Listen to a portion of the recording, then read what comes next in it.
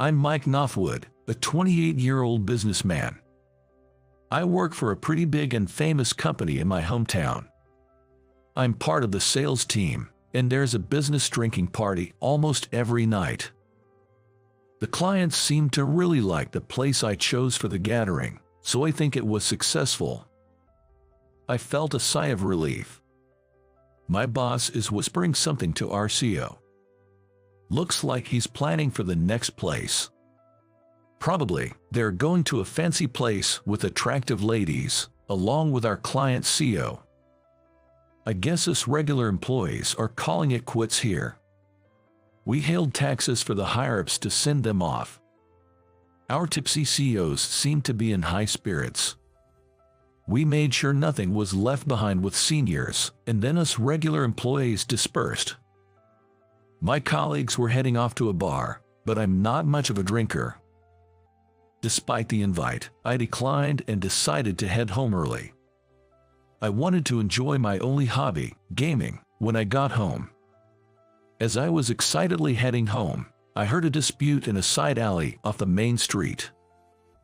Normally, I ignore it, but I stopped in my tracks when I heard a young woman's voice. Squinting into the dark alley, I could see a girl about college-aged and a man about my age arguing about something. The man seemed to be forcing the girl, and she was clearly uncomfortable. "Hey, stop that." She tried to keep her voice down, but it was clear she was rejecting him. The man was holding her arm, seemingly trying to forcefully take her somewhere. The girl appeared to be about the same age as my younger sister. "Hey, maybe you shouldn't be forcing her like that," I called out quietly towards the back of the alley. The man turned around and glared at me. From just one glance, I could tell he was wearing a well-tailored suit. His tie is designer-made. His leather shoes are nicely polished. He seems like a rich kid. "Back off, you're out of your league, man." Quite a mouth on him for a privileged kid. Maybe he's a rich brat gone bad. I sigh inwardly. I just wanted to go home and play games. Stepping into the alley, the humidity instantly rises above the level of the main street. It's probably damp air from the air conditioners attached to both sides of the buildings. But she seems uncomfortable, and you're acting like a thug, so I can't just ignore this. While saying that, I nonchalantly grab his hand, shielding the girl behind me.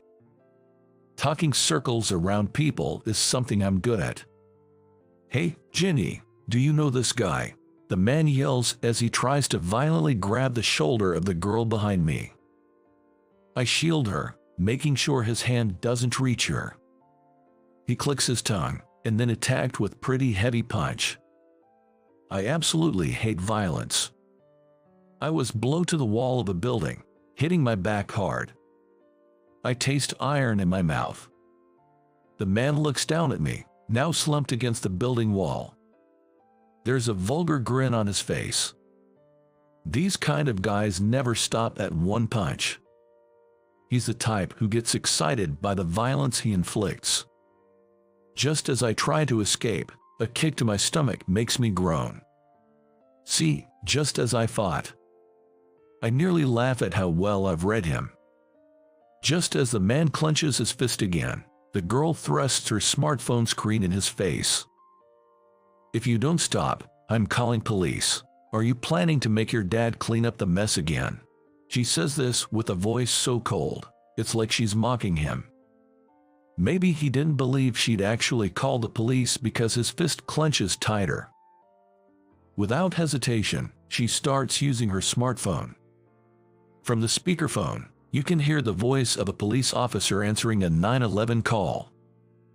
He keeps asking, "What's your emergency?" The man lowers the fist he'd raised and clicks his tongue. "Don't run, Ginny." The man says this and runs off down the alley. She ends the call only after making sure he's gone. "We should move before the police arrive. You don't want any more trouble, right?" She grabs my arm to help me up, and then lends me her shoulder as I wobble. Her side profile is a real beauty, but with a hint of darkness, a pure yet mysterious beauty. By the time we reach a bench in a park away from the alley, we're both sweating. She made me sit on the bench and buys a couple of bottles of water from a vending machine. She gave me one and uses the other to dampen her handkerchief and gently wipes my face. I rinse my mouth with the water she gave me, but I can still taste iron.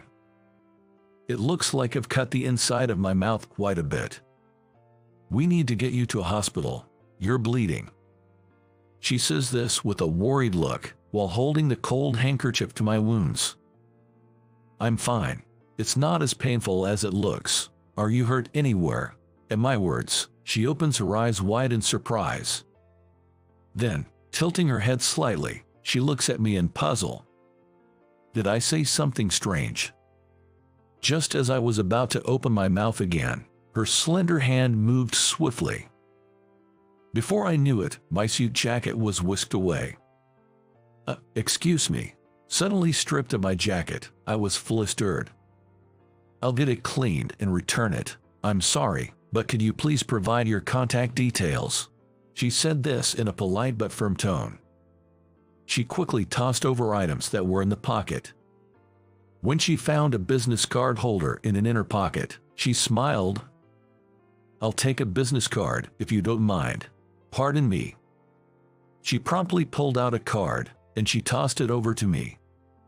She took the business card, pausing for a moment. I'll be in touch. A call from a college girl must be a nightmare. Give me your number. It seemed like I had run into a charming thief. As I told her my number, she repeated it without taking a note. She then introduced herself as Jenny Garcia. Just as I was about to say that the cleaning wasn't necessary, my phone started ringing. The caller ID prominently displayed my boss's name. The message was urgent. The CEO of a client company was drunk, and I was needed for help. Sorry, I got some work to do. I left her in the park as I rushed off. It was regrettable, but I had no choice. She watched me silently from within the park until I hailed a taxi and got in. A week later, I received a call from the charming thief during my lunch break. She must have timed it to catch me on my break. I didn't recognize the number, but I had a hunch it might be her. The cleaning is done. So when can we meet? I told her I would be free after work tomorrow. I'll send you the meeting place via text. And she hung up the call. The meeting place she texted was a restaurant I'm not familiar with. Her message sighed, as a token of my appreciation, let's have a meal. It's a restaurant picked by a college student, so it probably won't be anything too fancy. I prepared a bit of extra cash in my wallet and headed to the designated restaurant the next day. And now, I'm scared. The restaurant is not for students, and I was led to a private room hidden behind a concealed door. Frozen in place, I was sitting rigidly when she arrived a little late. I'm sorry for making you wait, she apologized, bowing her head. I barely managed to respond with a weak, it's fine. She sat down on the pulled-out chair like usually and ordered the chef's recommended course. Dishes that I've never tasted before appeared, delighting both my eyes and palate. Like magic, drinks were refilled at just the right timing, and the friendly waiter helped to ease my tension.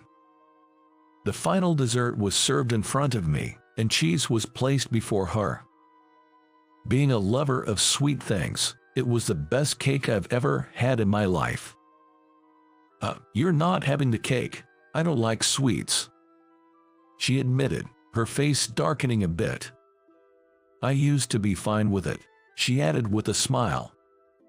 Tastes change as we grow, and not every girl in the world loves cake. I simply responded, is that so, and shrugged it off at the time. During the meal, we had all sorts of conversations. The guy who had bothered her turned out to be her fiancé, Jenny. She talked about marrying right after graduating from college, but she didn't seem happy about it. I could easily tell something was going on. "Aren't you too young to be getting married already?" I blurted out. Jenny merely smiled awkwardly in response to my question, not saying a word. She seemed resigned, and her smile could also be interpreted as a knowing smirk. In just 2.5 hours, I found myself wanting to know more about her.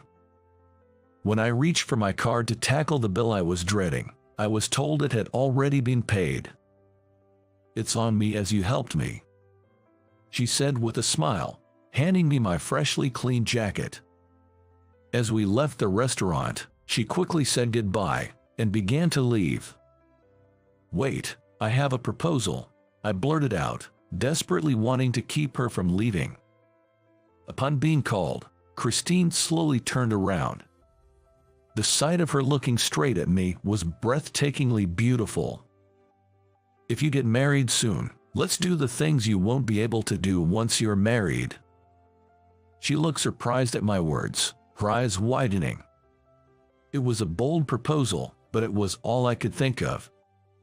Jenny, who is set to marry that guy right after graduation. And clearly, it wasn't a marriage she wanted. So I thought, why not enjoy her freedom until she gets married? I wanted to see her smiling, preferably by my side. "What a proposal," she said, her voice filled with a hint of disbelief. Suddenly, I felt embarrassed. When I timidly asked, "So, is it a no-go?" Jenny shook her head. "Where are you taking me for our fun day out?" she asked with excitement. I was relieved to see her anticipation. "Well, let's start planning then," I said, and she nodded in agreement. And just like that, she smoothly linked her arm with mine. Thus began our little game of playing lovers. From that day, Jenny and I went on many dates in various places. There was no rule as to who should ask, but it was always me inviting, and her accepting. There were a lot of things I learned from our numerous dates. She was more of a sheltered lady than I had imagined. She was too excited with the aquarium, and being childish as she wanted to touch penguins. At the zoo, she fussed about wanting to take home a baby lion. During a horse riding, Jenny, an experienced rider, left me behind and ran into the forest. I remember feeling awkward when she showed up in a summer dress for the county fair. I was forced to buy a cotton candy that was 3 times the size of her face. But she remembered that she hated sweet things, which made me burst into laughter. Her persona was completely different from when we first met, and I was constantly surprised. That day, we went to a solo exhibition by a female woodcarver who specializes in animal carvings. She enjoyed sitting on a life-sized orangutan carving and playing with the kids. I found the scene somewhat heartwarming and watched while leaning against the wall. "Oh, teacher, hello." Suddenly, I turned toward the sound. There was a familiar-faced boy, grinning at me. "Hey, are you here with your family?" I noticed a girl holding his hand. He nodded with a hearty smile. "You're a teacher?" Out of nowhere, Jenny, who had returned, asked with curiosity. "Oh, are you the teacher's girlfriend? He's a boxing teacher." The boy responded clearly to Jenny's question. "In fact, I'm good at boxing, and I teach grade school kids at the gym run by an old college." Jenny stared at me in surprise, learning this new side of me she wasn't aware of. It was quite embarrassing being stared at so intently. Jenny watched the boy energetically say goodbye and run back to his parents. "You could have hit back, but you didn't," she murmured to herself. I knew she was talking about the time when we first met. "Why didn't you hit back?" she asked, suddenly serious. Taken aback, I looked at Rachel. Her face was very serious. "I just don't like hitting people," I confessed. It may have sounded contradictory, but that was how I truly felt. I knew the pain of hitting someone and being hit. That's why I didn't like hitting people. I think this hesitation was the reason I was always the runner-up. During my school days, I was a runner-up in every competition. I could never fully commit to winning. Every time I came in second place, I felt sorry for my family, who was cheering for me. Would you say the same thing even when you absolutely need to hit back? She asked in a cold voice, reminding me of when we first met. I felt a chasm between Jenny and me, unbridgeable. As if we were standing on opposite cliffs overlooking a deep valley. I couldn't answer her question. Ever since our date at the art show, I had lost contact with Jenny, and a week had passed. There was no response to my calls or emails. She used to pick up on the first ring. I was worried that something might have happened. Perhaps I had been written off because I couldn't answer her question at the time. I was anxious to see her again. Just as I was about to try to contact her again, a colleague called out to me. He delivered a message that the director wanted me in his office. I hadn't made any mistakes at work. I put on the jacket I had taken off and knocked on the door to the boss's office. I was told in a low voice to come in. In the boss's office were the boss and the director, and the CEO of a client company. And one more person, the man who had been bothering Jenny, was sitting back on the sofa. "I'm disappointed in you. Trying to steal my nephew's fiancée." So, the man who was bothering Jenny was the boss's nephew. The client company's CEO also looked stern. As I stood there dumbfounded, the boss explained. Jenny was the daughter of a client company's CEO and the boss's nephew's fiancée. He emphasized that their marriage was necessary to strengthen the partnership. It seems like they were insisting on a marriage to expand their companies. I was taken aback, wondering what they were talking about. So, in short, the CEO's nephew desperately wants her and he got the company involved, right? The truth just slipped out of my mouth. I felt the temperature in the CEO's office rise dramatically. The CEO of our client company was a person of not no great reputation. I heard that originally, the current CEO's brother was the CEO, but he was kicked out and the current CEO took his seat. He had mistresses here and there and ran the company recklessly, or so the rumors went. That's enough. I want you to quit the company. We can't afford to keep a thief cat in the company. I'm disgusted by the CEO's ridiculous comment. Next to that CEO, the CEO of the client company is nodding deeply. He says he can't do business with a company where thief cats are present. Personal life and work are separate matters. Annoyed at the nephew grinning at me, I say to the boss, I don't want to give up on myself, who has been working hard till now, here. I thought this is the time to become desperate. I thought I'm fed up with giving up on Jenny and my job. I'm not interested in your opinion. This is my company, and I don't need you. The CEO points to the exit door and tells me to leave. At that moment, the door he pointed at is opened without a knock. What the hell? We're having an important conversation. The CEO immediately yells at the person who opened the door. However, the next moment, everyone in the CEO's office was stunned and couldn't move. It's been a while, Uncle. My father sends his regards. Jenny said to the CEO without a smile. The boss's nephew, my fiancé, is stunned. Was it you, Uncle, who was secretly sniffing around me, or was it my fiancé? It wasn't until Jenny told me that I realized. The CEOs found out about Jenny and my relationship because someone was sniffing around us. Probably someone in this room hired a detective and investigated. And I was caught out. You're also to blame. Meeting secretly with Mike. It's irresponsible behavior while engaged. Jenny snorts at the CEO's words. it was clear that she was looking down on everyone except me. The CEO of the client company warns Jenny, "Don't meddle." Jenny looks at me and smiles a little. "I'll handle this."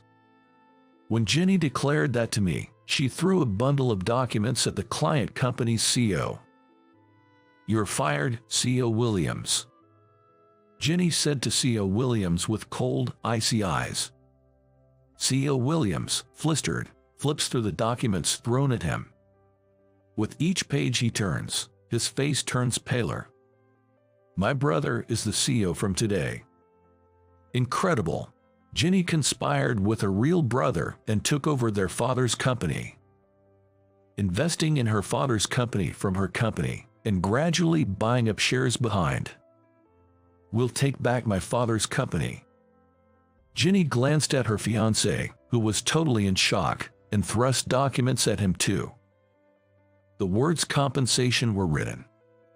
"I'll claim damages for all the mental distress you've caused," Jenny informs her fiancé. Then her gaze shifts to our company CEO. He flinches slightly.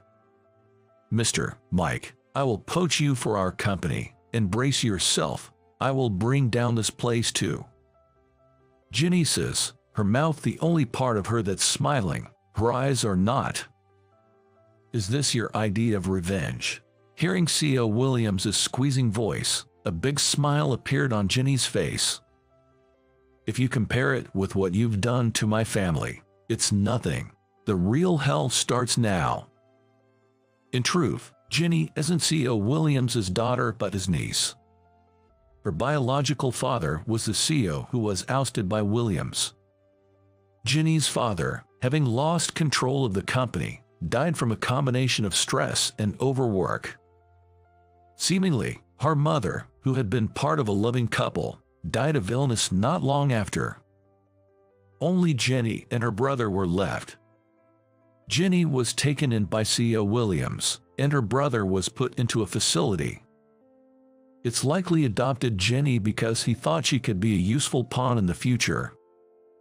He probably never imagined that she would turn on him. Jenny had been patiently waiting for a moment of revenge. As CEO Williams collapses in defeat, Jenny looks at him once, then extends a hand to me.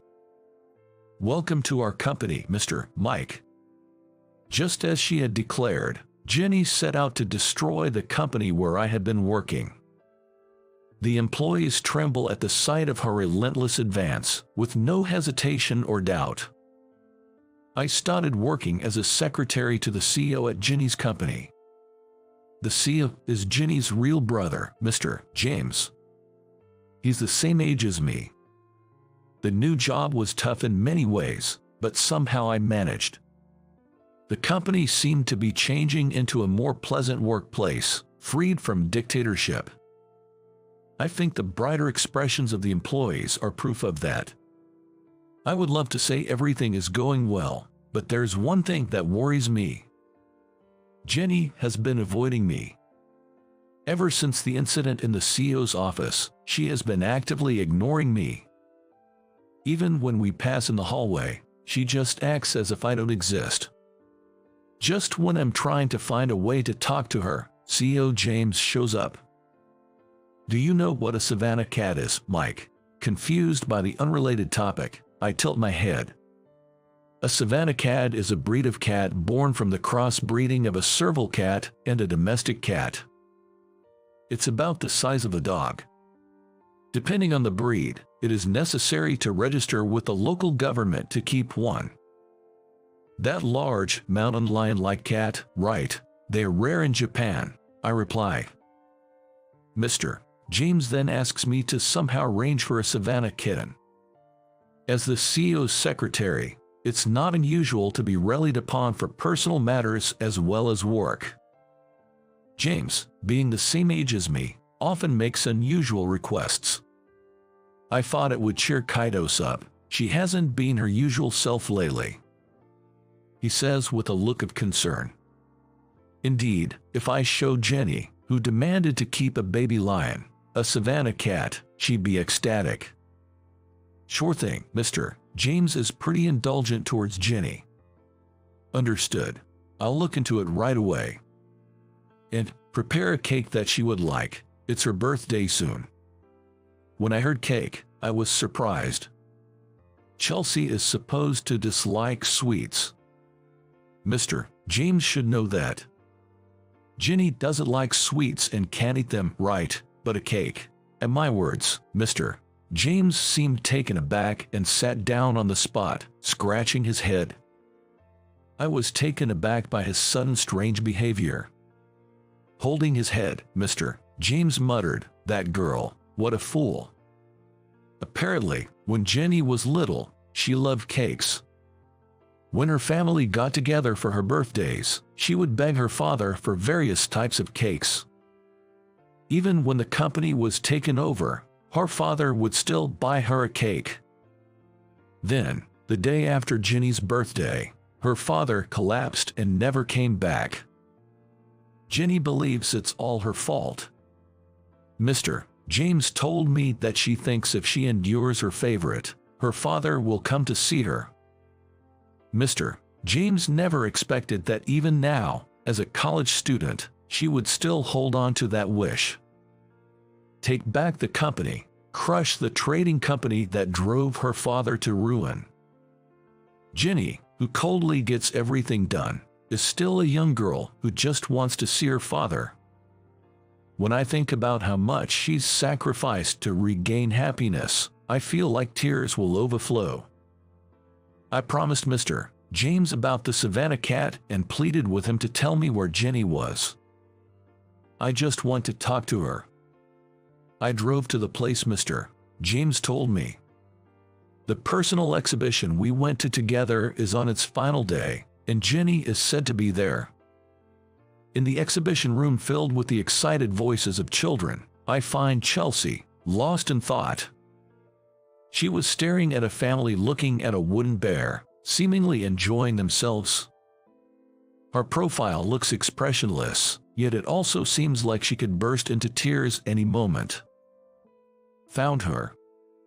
I gently whispered and gripped her hand so she couldn't run away. Jenny, who looked back in surprise, had noticeably lost weight since I last saw her. "Why are you avoiding me?" She shudders at my question. I stopped her from trying to run away by tightly gripping her hand. With a resigned look, she relaxed and said in a small voice, "Because you hate hitting, don't you?" Jenny continued in a small voice, thinking I despised her because I hate hitting. Her voice was shaking slightly. "I hate and am bad at hitting, but it depends on the time and place. I've changed my mind a bit." I spoke to Jenny as gently as possible. "If it's for you, I'm sure I can handle it." Upon hearing my words, Jenny started shedding tears. She told me she feels terrible for affecting innocent employees' families by taking over companies. But she always acted tough, to show that the person she resents is herself. She says she's prepared to carry all the blame and live her life. "Is there anything I can do for you?" I gently asked the crying girl. Then, in a small voice, she replied, "Stay by me. Like my dad, don't disappear. Always be by my side." I wanted to hold her right away, but I restrained myself. Instead, I put a lot of strength into the hand we were holding. "Understood. I'll always be by your side, Jenny. Can you smile at me every day?" At my question, Jenny cried and nodded many times. While watching her tears, I made a promise to myself. I will never make her cry again after today. I'd even import a Savannah cat if it's for her. Surely, she'll hug the big cat and show me a full-faced smile. The more the merrier when it comes to family, right? As I muttered this, looking at families around us, Jenny's face turned beet red. Isn't it a bit early for that? Not at all. I think about our way home from the art exhibition. I will buy a ring at a jewelry shop on the way. I was thinking about this, looking at Jenny's blushing face. Who would have thought that our meeting that day would lead to this? I had no idea back then. Now, I'm grateful to God for our encounter that day.